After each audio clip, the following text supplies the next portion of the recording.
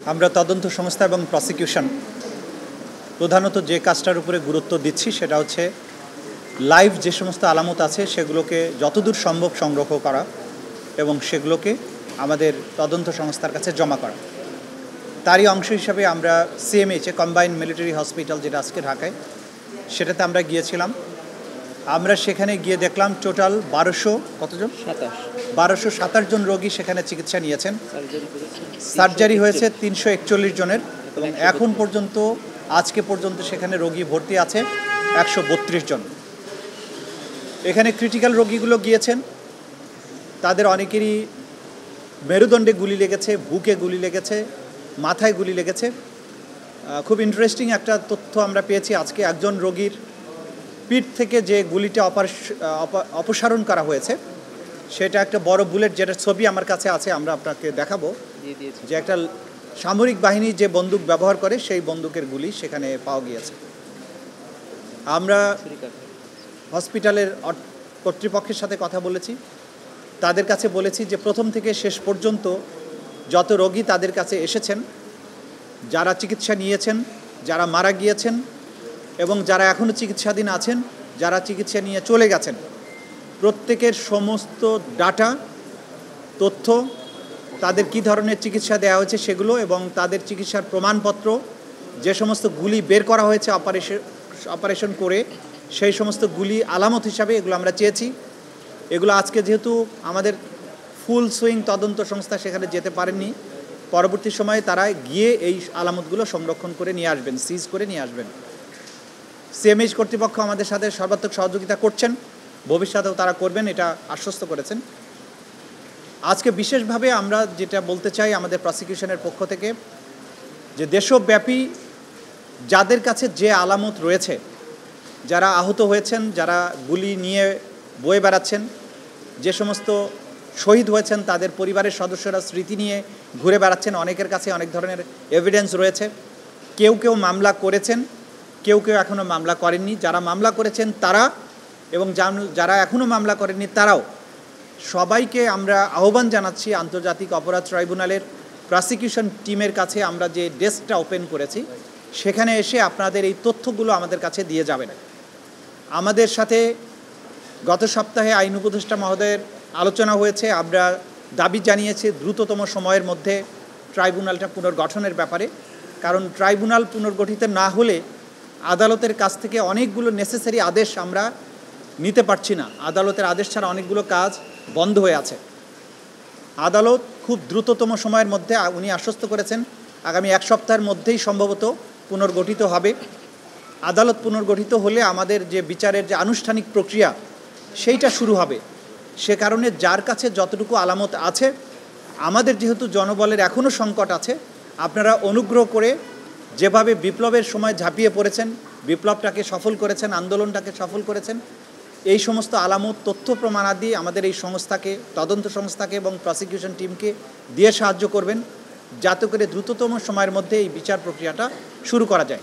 এই যে বুলেট যেটা তার শরীর থেকে বের করা হয়েছে, অনেকটা একটা বড় খেজুরের বিচির চেয়েও বড় আর কি। এটা একটা বুলেট যেটা সেনাবাহিনী ব্যবহার করে, যুদ্ধক্ষেত্রে ব্যবহার করে, সেটা তার শরীর থেকে অপসারণ করা হয়েছে এবং সেটার একটা ছবি আমি হাতে নিয়ে দেখেছি এবং সেটার ছবি তুলে এনেছি। এরকম অসংখ্য জিনিস আছে তাদের কাছে, সেগুলো আপনারা সময় মতো, আমরা যখন তদন্ত সংস্থা সেগুলো জব্দ করে নিয়ে আসবো, সেগুলো তখন দেখা যাবে, জানা যাবে।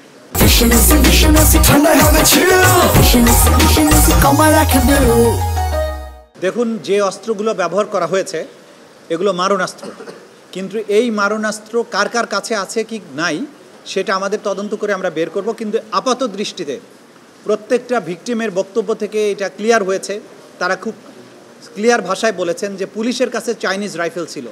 চাইনিজ রাইফেল একটা মারণাস্ত্র। এখন প্রশ্ন আসতে পারে যে পুলিশের কাছে তো মারণাস্ত্র, চাইনিজ রাইফেল কি থাকার কথা?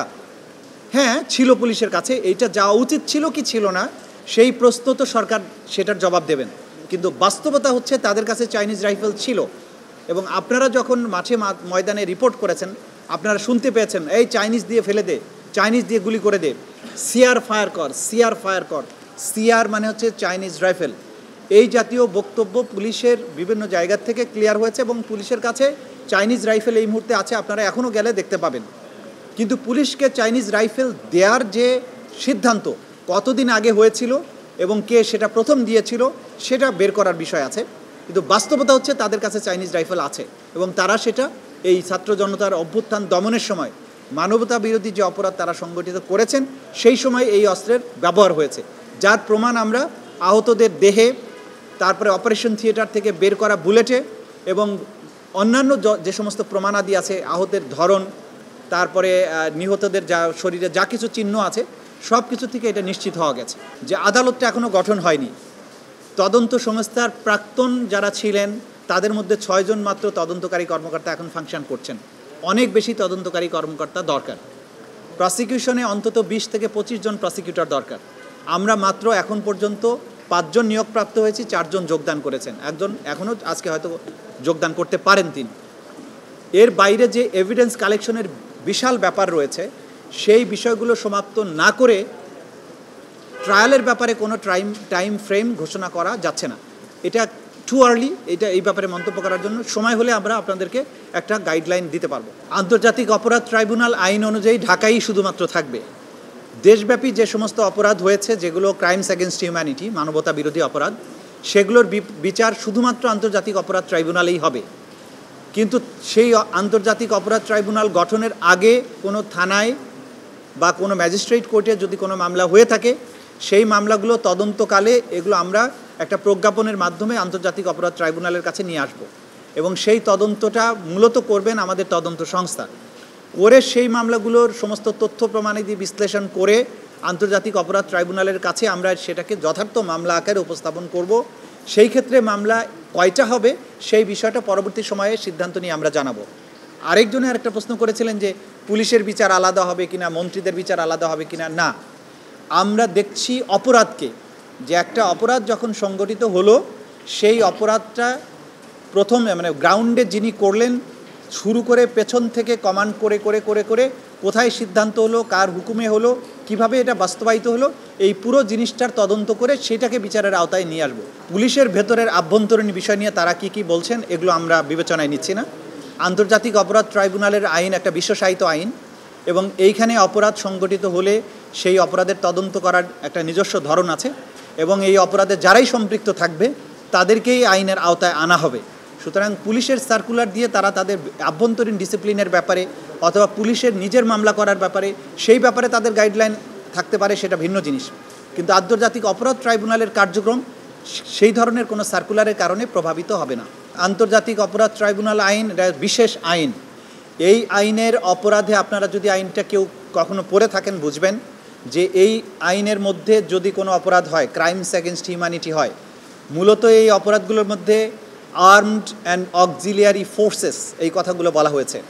সুতরাং যত বাহিনী আছে তারা তাদের যে কেউ যদি কোনো অপরাধ করে এবং এইটার সাথে কোনো রাষ্ট্রীয় যত প্রশাসন যন্ত্র আছে, ক্যাবিনেট আছে, প্রাইম মিনিস্টার আছে, পরবর্তী লেভেলের যত কিছু আছে, রাষ্ট্র কাঠামোর যে কমান্ড স্ট্রাকচার আছে, প্রত্যেককেই এই আইনের অধীনে বিচারে আসতে হবে। সুতরাং এইটা আলাদা কোনো আইনে, বাহিনীদের নিজস্ব আইনে বিচারযোগ্য নয়। ক্রাইমস এগেনস্ট হিউম্যানিটির বিচার কেবলমাত্র আন্তর্জাতিক অপরাধ ট্রাইব্যুনালেই হবে।